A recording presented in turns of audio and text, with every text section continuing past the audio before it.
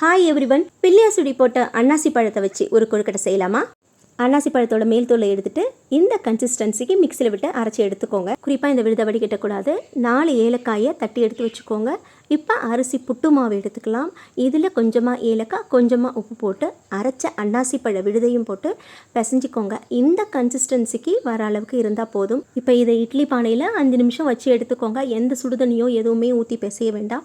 வெறும் அன்னாசி பழ விழுதை மட்டும்தான் ஊற்றி பிசையணும். அவிச்சதில் பாதி எடுத்து தேங்காய் பூ, பனங்கற்கண்டு, கொஞ்சமாக நெய் விட்டு லட்டு பிடிக்கிற மாதிரி அழுத்தம் கொடுக்காம ரொம்ப சாஃப்டாக பிடிச்சி உருண்டையாக்கி இப்போ இட்லி பானையில் வச்சு 5 நிமிஷம் அவிச்சு எடுத்துக்கலாம். டெக்ஸ்சர் வைஸ், டேஸ்ட் வைஸ் அன்னாசி பழத்தோட காம்பினேஷனில் செய்கிறது அடிப்பொலிங்க. டேஸ்ட்டு நல்லா இருந்தது. எத்தனை நாள் தாங்க ஒரே அரிசி மாவு வச்சுட்டு செய்யறது? கொஞ்சம் வித்தியாசமாக இந்த மாதிரியும் செஞ்சு பாருங்கள். அனைவருக்கும் விநாயகர் சதுர்த்தி நல்வாழ்த்துக்கள். இது ஒரு 2-in-1 ப்ராசஸ்.